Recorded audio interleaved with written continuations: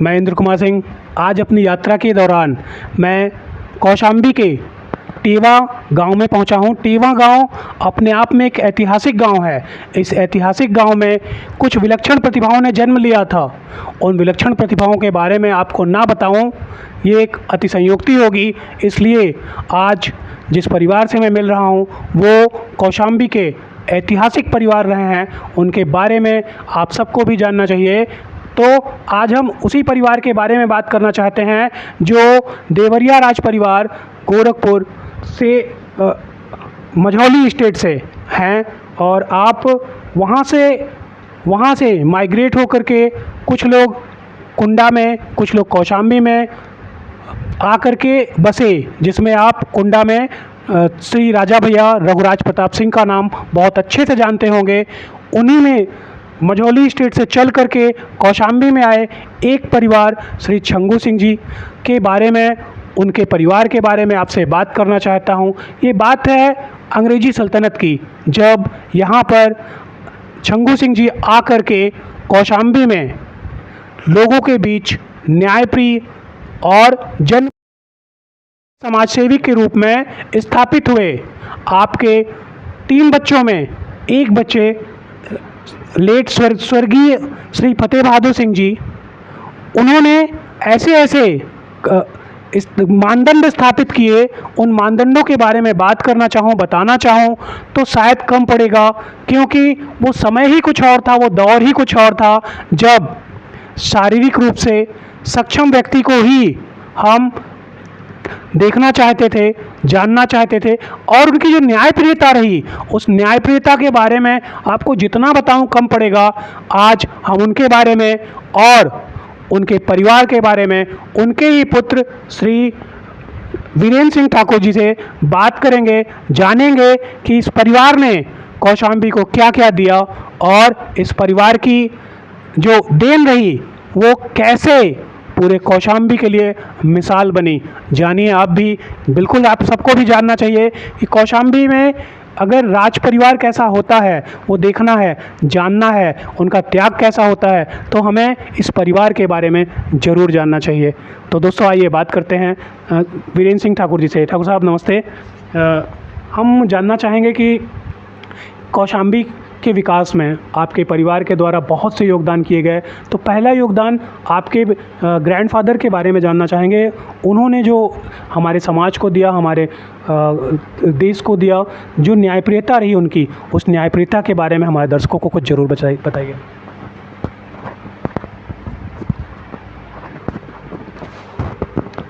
जी नमस्कार सभी को। हमारे बीच में इंद्र कुमार जी आए, खुशी है। इन्होंने एक अपना लक्ष्य रखा है पदयात्रा का। इसी संदर्भ में वो मेरे यहाँ तक आए, लोगों ने इनको मेरे यहाँ आने के लिए प्रेरित किया। मुझसे यहाँ के बारे में बड़ी विस्तार से चर्चा भी हुई है।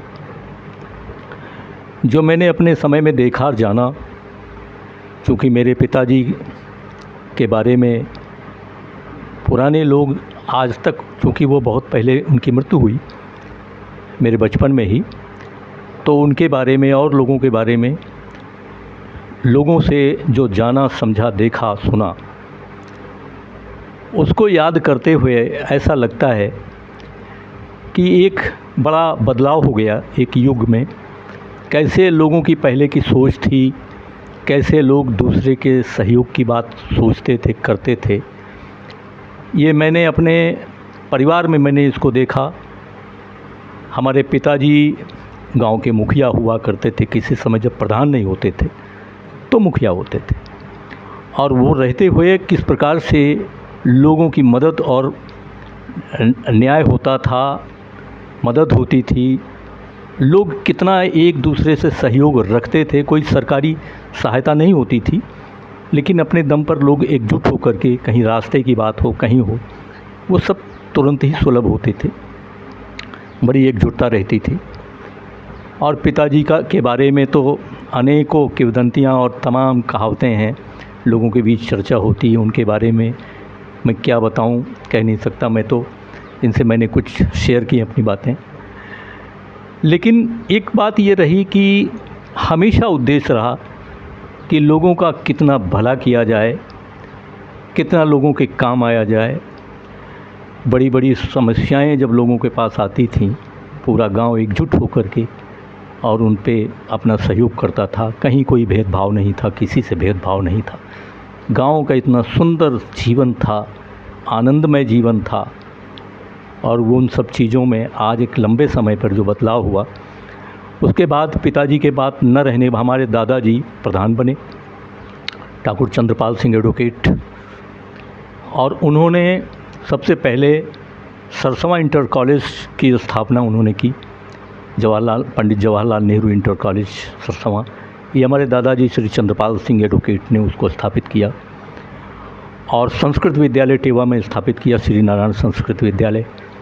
वहाँ विद्वानों को ला करके और इस उद्देश्य से उनको रखा कि इस क्षेत्र में संस्कृत भाषा का जो है प्रचार प्रसार और विद्वान निकलेंगे,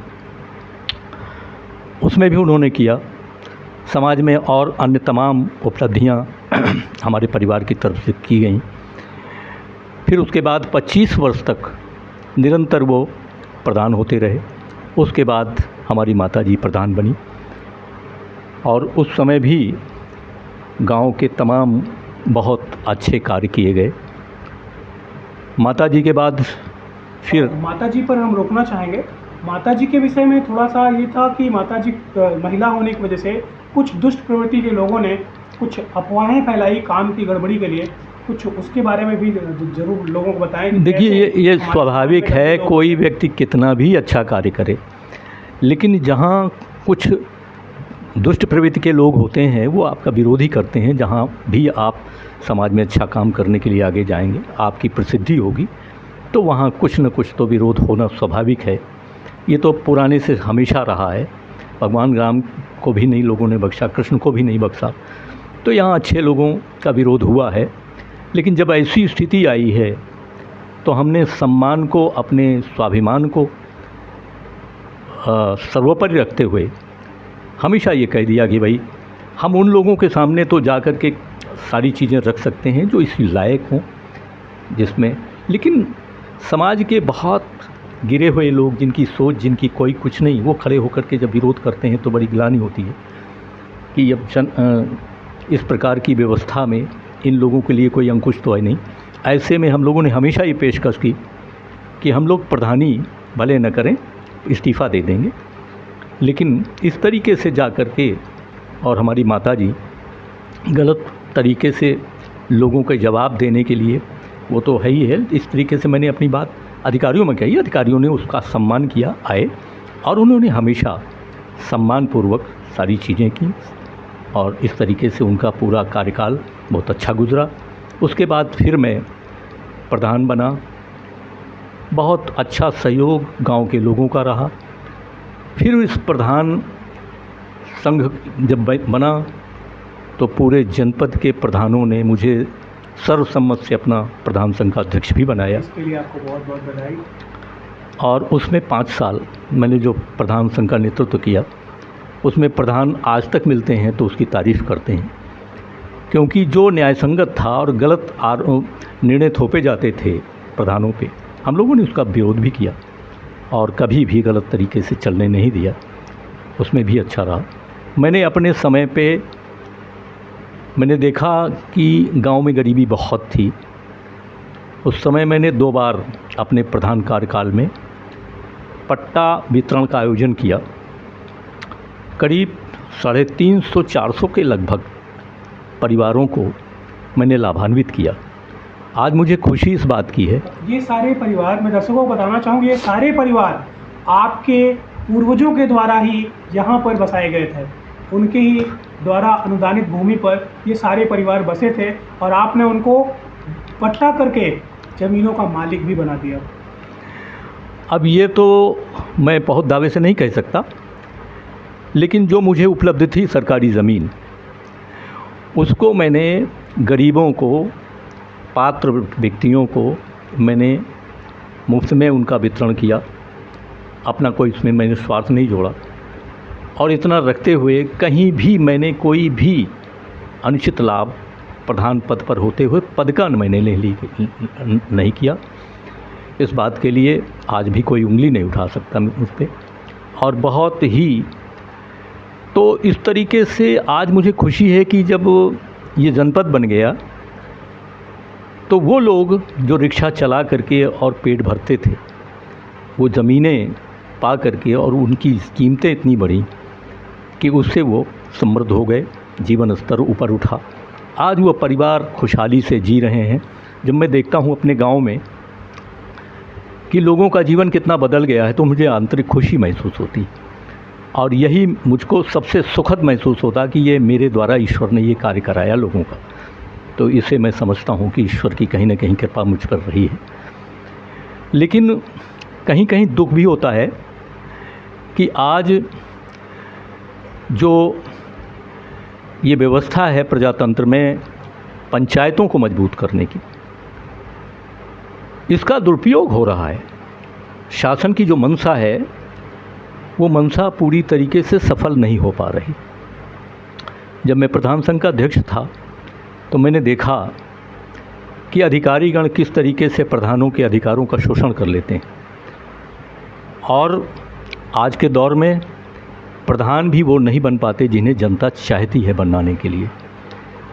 आज चुनाव प्रणाली इतनी दूषित हो गई कि फर्जी वोट डालना बड़ा आसान हो जाता है, क्योंकि आईडी तो बहुत तरीके से जल्दी वो लोग तैयार कर लेते हैं, आधार कार्ड फर्जी बनवा देते हैं, और वोटर लिस्ट में इस तरीके से फर्जी नामों की भरमार हो जाती है। लेकिन जब मतदान होता था पहले, तो जो प्रत्याशी होते थे उनके एजेंटों को अंदर बैठ करके बैठाने की सुविधा होती थी, तो वो अपने सामने देखते थे कि कोई गलत तो नहीं हो रहा है, फर्जी नहीं हो पाता था। अब एजेंटों को बाहर कर दिया जाता है। इसके लिए हम कहना चाहेंगे बहुत सी ग्राम सभाओं में प्रत्याशियों की संख्या अधिक होती है, इतने प्रत्याशियों के एजेंट अंदर नहीं, ठीक है, वो होती तो है, लेकिन ऐसा कह करके आप ये नहीं कह सकते कि अंदर कोई नहीं आएगा। और जब अंदर कोई नहीं जाता तो वहाँ मतदान करने वाला किसको मतदान करता है, वो जो अधिकारी होते हैं बैठते हैं, वो टीम होती है, वो तो पहचानती नहीं, और वो तो यही देखते हैं कि वोटर लिस्ट में नाम है और इनका आईडी कार्ड है। तो इस तरीके से फर्जी वोट करने का उनका पूरा अवसर मिल जाता है, उसका लाभ उठाते हैं। तो इस तरीके से कहीं कहीं ऐसा भी हो जाता है कि वो पूरी टीम वो किसी से जुड़कर प्रत्याशी से, और उनके ठेके भी हो जाते हैं कि हम तुमको जिताएंगे इतना ले। तो इस तरीके से फर्जी लोग जिता दिए जाते हैं। मैं भी अपने बारे में एक केस लड़ रहा हूँ जिसमें 700 नामों को मैंने चैलेंज किया है कि इतने नाम फर्जी तरीके से दो जगह वोट डाले गए हैं, जिन पे अधिकारियों ने सुनवाई कर रखी है और उसकी प्रक्रिया चल रही है। कहने का मतलब ये है कि जो फर्जी लोग हैं, गलत उद्देश्य से आए हैं, जो केवल इसका लाभ, अनुचित लाभ उठाकर अपना फ़ायदा उठाना चाहते हैं, वो जनता से कोई सरोकार नहीं है। ऐसे लोग जब पंचायतों में चुन के आएंगे तो पंचायतों में धन का अपव्यय होगा, स्कीमें बिल्कुल उनका दुरुपयोग होगा, गरीबों का कहीं कोई भला नहीं होगा, जो ऊपर से शासन की मंशा होती है। तो मैंने यहाँ पंचायत राज प्रकोष्ठ जब हुआ था तो मैं उसका भी प्रभारी था जिले का। मैंने ऊपर तक इन सब बातों को रखा है। मैं तो यही मांग करता हूँ कि इनके कड़े कानून बनाए जाएं, फर्जीवाड़ा ना हो, पंचायतों में जो चुनाव हों वो बिल्कुल साफ़ सुथरे तरीके से हों। आज पंचायतों में अच्छे लोग चुनकर नहीं आ रहे हैं, और जो ऊपर से पैसा आ रहा है उसका बंदरबाट हो रहा है नीचे से ऊपर तक। सच्चाई कुछ है, प्रचारित कुछ हो रहा है। उसमें मैं ये कहता हूँ सारे अधिकारी तो नहीं, लेकिन कुछ भ्रष्ट अधिकारी भी मिलजुल करके ये सब खेल किया करते हैं। तो इस तरीके से वो दौर ख़त्म हुआ जब बहुत अच्छे काम होते थे पंचायतों में। आपको हम रोकना चाहेंगे, वर्तमान में यही मुद्दे चल भी रहे हैं, कैसे फर्जी वोटिंग की जाती है। आप इसके प्रथम भुक्तभोगी हैं। मेरा ख्याल है जो आज दिखाया जा रहा है मीडिया में तमाम अन्य सत्ता पक्ष और विपक्ष के द्वारा, वो सबसे पहले उठाने वाले भारत में पहले व्यक्ति आप थे जी। ये आपने ये मामला कब उठाया था? देखिए, ये जब मैं प्रधान संघ का अध्यक्ष भी था, उस समय पंचायत राज संगठन एक था जिसमें चुने हुए जनप्रतिनिधियों को उसमें मेंबर बनाया जाता था या पदाधिकारी बनाया जाता। तो उसमें मैं इस उद्देश्य से शामिल हुआ कि मैंने जो अनुभव किया है अपने कार्यकाल में, मैं उसको शेयर करूंगा, बताऊंगा, अधिकारियों तक, ऊपर तक बात जाएगी, तो इसमें कुछ न कुछ सुधार होगा। इस लिहाज से मैं उसमें गया। और इसमें उस समय कांग्रेस का समय था और उस समय मणिशंकर अय्यर और ये सारे लोग आए थे। ये बताया गया था कि राजीव गांधी इसमें जो है इन्होंने पंचायतों को ताकत देने के लिए संशोधन किया है। तो इस तरीके से वो अपना श्रेय लेते थे। मेरी बात ये थी कि मैं उन तक ये पहुंचाऊं कि इस पे अभी बहुत सुधार की ज़रूरत है और वो मंशा पूरी नहीं हो रही है जो ऊपर से बताया जा रहा है। तो ये इसके बारे में मुझे मौका मिला था, तो मैंने लखनऊ में ये बात अपनी रखी थी, उसमें एक ज्ञापन भी दिया गया था। लेकिन आज तक उसमें कुछ इस तरीके से नहीं हुआ, बल्कि और भी उसमें ऐसी स्थितियां पैदा की गई जिसका फ़ायदा गलत लोग उठा रहे हैं। तो एक तो मैंने महसूस ये किया कि एक ज़माना था जब 30 साल के कम उम्र के लोग चुनाव नहीं लड़ सकते थे। तब तक में उनमें परिपक्व हो जाते थे, सूझबूझ होती थी, फैसला लेने में वो संतुलित सोचते थे, करते थे। और नए नौजवान लोग जो सीखते थे वो अपने उन लोगों के पीछे खड़े होकर के और उनके आदेश का पालन करते थे। गांव का माहौल एकदम शांत और एकदम अच्छा और शांतिपूर्वक हुआ करता था। लेकिन पता नहीं क्यों समय सीमा घटा दी गई, उम्र सीमा, और 21 साल के व्यक्ति प्रधानी में आगे आने लगे। मतलब सीखने की उम्र में ही हम यदि शासक बन जाएं तो उनको तो गलतियां होंगी। उनको ये अनुभव नहीं होते कि समाज में हमें किस तरीके के समस्या पर क्या निर्णय देना है, क्या कदम उठाना है, जी, कैसे लोगों को प्रेरित करना है और शांति बनी रहे। समाज हमारा, गांव हमारा परिवार है, उसमें कहीं कोई विघटन न हो, पार्टीबाजी न हो, मुकदमेबाजी न हो। इन सब चीज़ को लेकर के उसमें बहुत सोच विचार के फैसले करने पड़ते थे, लोगों के विवाद निपटाने पड़ते थे। लेकिन ये जो नई उम्र के लोग आ गए और जिनमें अनुभव नहीं था, इन लोगों ने आकर सिर्फ ये जोश में भरे रहते हैं, झगड़े की बात शुरू करते हैं और देखते हैं कि गांव में एक अराजकता का माहौल फैल गया। और वो नए लड़के जो आकर चुनाव के मैदान में कूदते हैं, वो झगड़ा, मारपीट, लड़ाई, गुंडागर्दी, इसको ज़्यादा प्राथमिकता देते हैं। मेरे यहाँ एक प्रश्न था कि अभी वर्तमान में जो दिखाया जा रहा है सत्ता पक्ष और विपक्ष के द्वारा फर्जी वोटिंग, ये मुद्दा उठाने वाले प्रथम व्यक्ति आप थे? नहीं जी, मैं ये तो नहीं कह सकता कि मैं प्रथम व्यक्ति हूँ, मेरे से पहले भी लोगों ने किया होगा, लेकिन इन मुद्दों पे मैंने किसी ने मुकदमा नहीं किया। नहीं, पिटीशन तो लोगों ने किया, लेकिन हमने तो बाद में अपना जो पिटीशन किया, तो चूँकि उस समय हम जब ये वोटर लिस्ट बन रही थी तो फर्जी तरीके से तैयार हो रही थी। उस समय हम अपनी पत्नी की बीमारी में लगे हुए थे, हमने उधर ध्यान नहीं दिया। बाद में जब वोटर ये सब चीज़ें सामने आई, तब तक चुनाव भी हो चुका था। तब हमने निकाला ये सब पूरे आंकड़े, तो उनका पक्ष ये, उनका वो था, उनकी दलील थी कि जब वोटर लिस्ट बन जाती उसके बाद चैलेंज करने का अधिकार नहीं होता। इस पे बहस हुई। बहस में हमारे पक्ष से ये तर्क रखे गए हमारे वकीलों की तरफ से कि हम वोटर लिस्ट पे सवाल नहीं उठा रहे, जो हुआ, लेकिन हमारी आपत्ति इस पे है कि जो 600-700 नाम हमने दिए हैं पूरे प्रमाणित सहित, दूसरे गांवों की वोटर लिस्ट में कहाँ हैं और हमारे गांव में कहाँ हैं, ये पूरा हमने जो दिया है, तो इस पे जो है इन लोगों ने 2-2 जगह वो जो वोट डाली है। आपत्ति का विषय ये है और वो अपराध है। इस पर कहानी बढ़ी और इसको कोर्ट ने माना भी, आदेश भी हुआ कि इसको प्रमाणित करने के लिए निर्वाचन आयोग जो है निर्वाचन कार्यालय वो सारे रिकॉर्ड प्रस्तुत करे। अगर ये बात होती है तो इसमें एक्शन होगा। वो प्रक्रिया चल रही है हमारी। हमने इसलिए किया था कि इस तरह की जो स्थितियां गांव में हैं वो हमारे टेबल में नहीं, हमारे यहाँ नहीं, ये बड़े व्यापक तरीके से होते हैं और संगठित तरीके से किए जाते हैं, प्लानिंग के तरह किए जाते हैं। इस सभी स्तर पर दिखाई दे रहे हैं, ग्राम से ग्राम समाज, न्याय पंचायत, जिला पंचायत, ऊपर से मैंने तो ये देखा, मैं इस पर मैंने छानबीन की तो मुझे पता चला कि मेरे गांव सभा के बहुत सारे नाम दूसरी गांव सभा में जोड़े जा गए हैं। वहाँ उन लोगों के नाम से फर्जी वोटें हुई हैं, दूसरे गांव के यहाँ जोड़े गए हैं।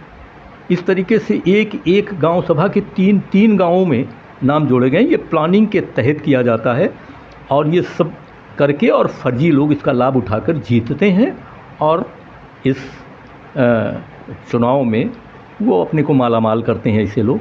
इसका कोई उपाय है? जैसे अभी आधार को जोड़ा जाने की बात थी कि आधार को जोड़ दिया जाए, तो क्या आधार जोड़ देने से सही हो जाएगा?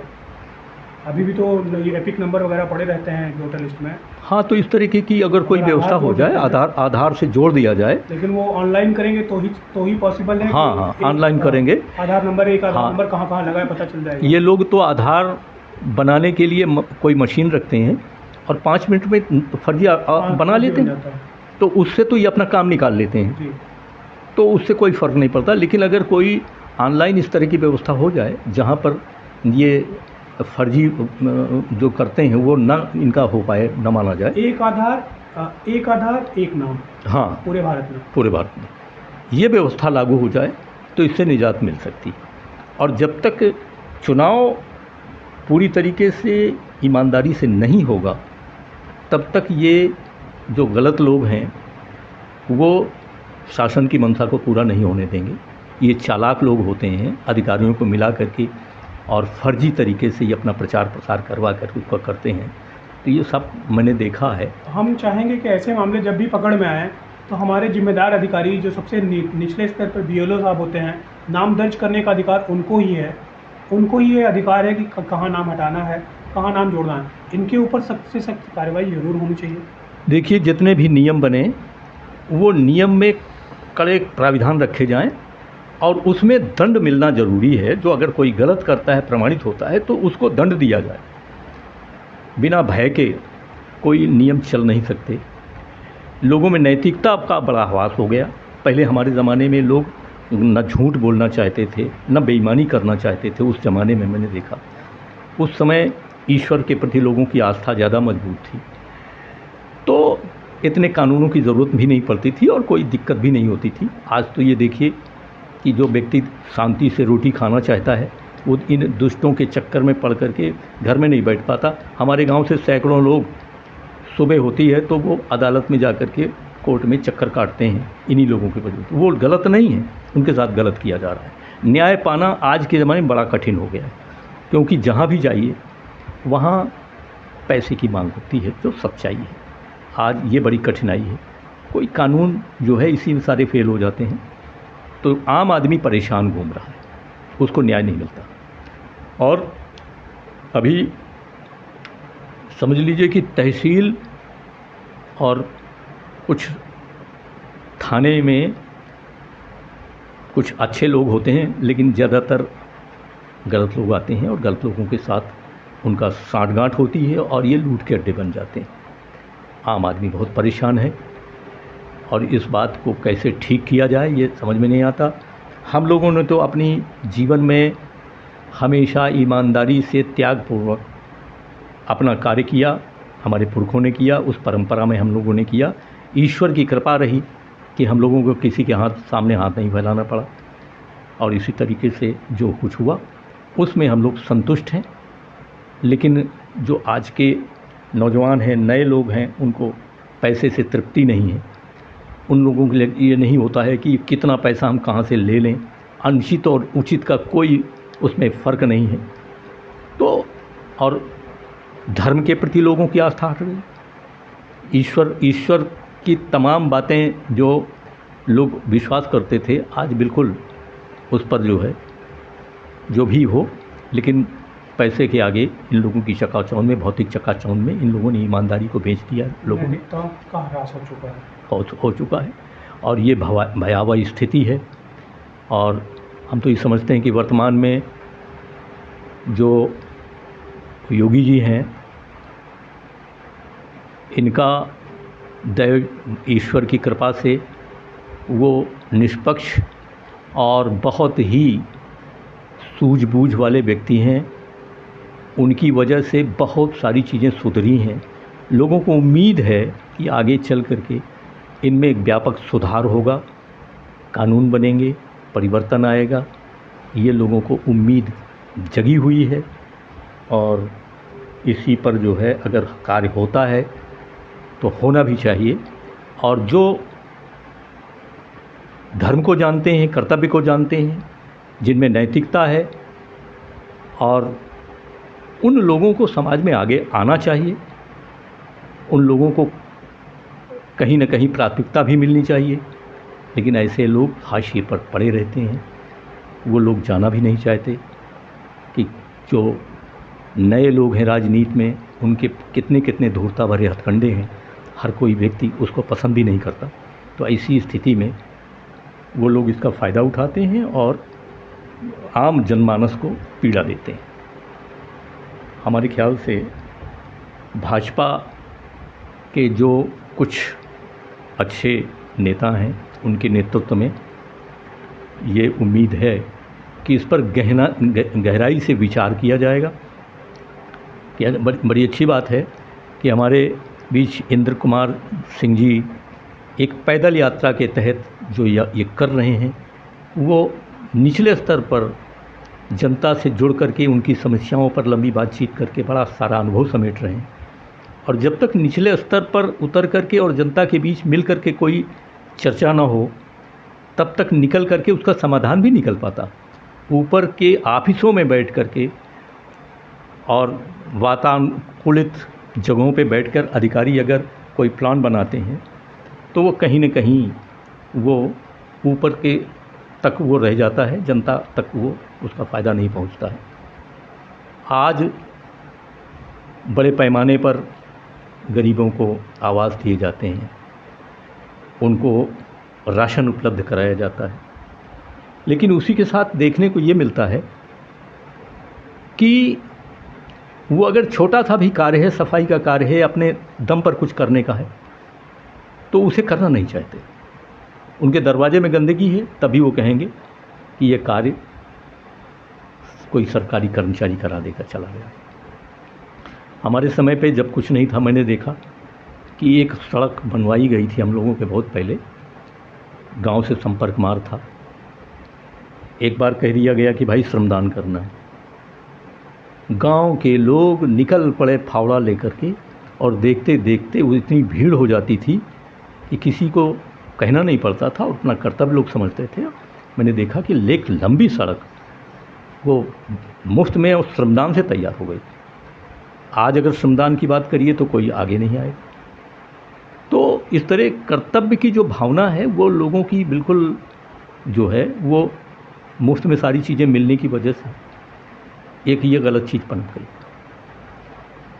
तो ठीक है, उनको सहयोग किया जाए, लेकिन उनको ये प्रेरित भी किया जाए कि जो उनके अपने निजी दायित्व हैं वो भी पूरी तरीके से वो लोग करना सीखें। समाज में जो आज ये बहुत विष घोला जा रहा है, पहले जाति भेद नहीं थे लोगों में, एक दूसरे का सम्मान करते थे, आदर करते थे, बाबा दादा चाचा जो लगते थे परिवार की तरीके से लोग, कोई ऊंच नीच की भावना लोगों में नहीं होती थी। आज केवल कुछ ऐसे राजनीतिज्ञ जो देश और समाज की चिंता नहीं करते, वो सिर्फ बांटो और राज्य करो की उस फार्मूले पर चलते हैं जिस पे उनका सिर्फ भला हो, और उनकी नीति से लोग जो बरगला जाते हैं उससे उनका भी भला नहीं होता, देश का भी भला, समाज का भी भला नहीं होता। इससे भी निजात मिलना चाहिए कहीं ना कहीं, और इससे अलग हट करके लोगों की सोच विकसित होनी चाहिए। राष्ट्र प्रेम, समाज के प्रति जो चीज़ें हैं वो उनमें सुधार होने की आवश्यकता है। तो ये हम लोगों ने जो अनुभव किया है यही है। तो शिक्षा भी पहले लोग संस्कार होते थे, उन लोगों में आदर सम्मान सबको एक दूसरे को करना जानते थे। अब तो शिक्षित लोगों में भी देखने को आता है कि वो परिवार के प्रति, समाज के प्रति कोई मोह नहीं होता, उनको कोई दायित्व बोध नहीं होता, और इस तरीके से वो अपना विकास तो कर लेते हैं, लेकिन वो जो सोच होती थी वो कहीं दूर दूर दिखाई नहीं पड़ती। तो ये गाँव की जो दशा और दिशा है, ये पहले गाँव जो है ये बड़ा आनंद की जगह होती थी। एक दूसरे को लोग उठते थे तो बड़े प्रेम से मिलते थे, देखकर खुश होते थे, चहकते थे, दिन भर खुशी से बीतता था। आज वो माहौल बिल्कुल ख़त्म हो चुका है। तो हमने पाया बहुत कम है, खोया बहुत है। इसकी गहराई से समीक्षा होनी चाहिए। अभी तो आप बड़ा लंबा सफ़र तय करेंगे, बहुत सारी चीज़ें आप देखें और इनको आप स्टडी करते हुए फिर अपनी जो रिपोर्ट हो भेजिए।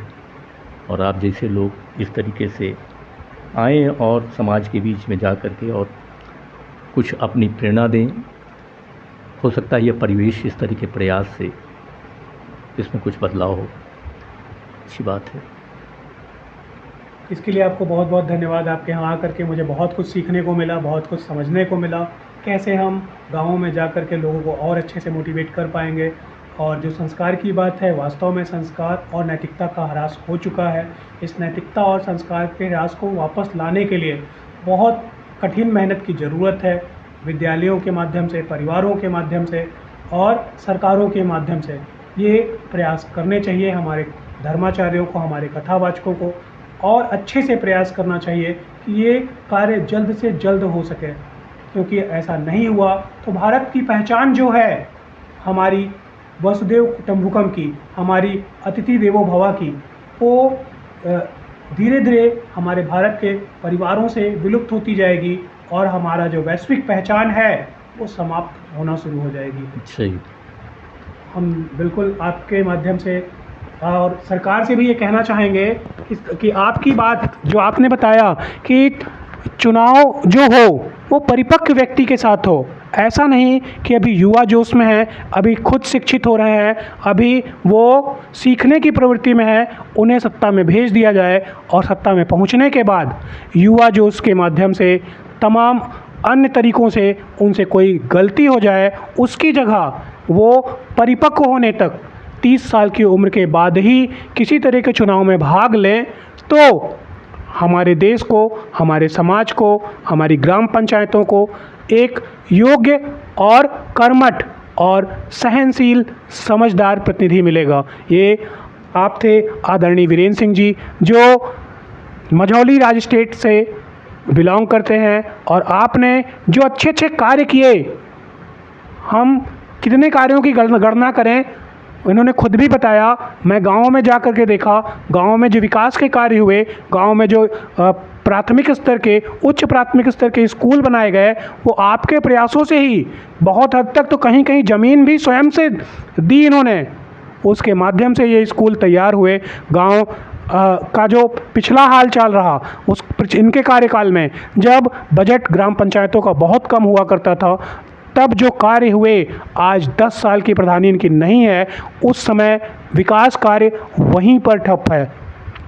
वर्तमान के क्रियाकलाप क्या हैं हमें नहीं पता, कैसे संचालित किए जा रहे हैं ग्राम प्रधान और शासन स्तर के द्वारा नहीं पता, लेकिन आप जैसे व्यक्तित्व को ना सिर्फ ग्राम समाज में बल्कि देश की महत्वपूर्ण जगहों पर होना चाहिए। हम चाहेंगे प्रदेश सरकार के माध्यम से, केंद्र सरकार के माध्यम से आपको विधान परिषद या राज्यसभा में नामित प्रत्याशी के रूप में जगह दी जाए, क्योंकि आप जैसा व्यक्तित्व जल्दी देखने को नहीं मिलता। निहायत ईमानदार, कर्मठ, संघर्षशील और जो सबसे ज़्यादा ज़रूरी है, हमारे समाज को नैतिक और सामाजिक चिंतक की आप उसमें परिपूर्ण हैं, ऐसे व्यक्ति को लोगों की आवाज़ उठाने के लिए सदन के अंदर ही होना चाहिए। बाहर आप हैं, यह हमारे देश का दुर्भाग्य है। बहुत बहुत धन्यवाद। जय हिंद, जय भारत। मैं टीवा से इंद्र कुमार सिंह।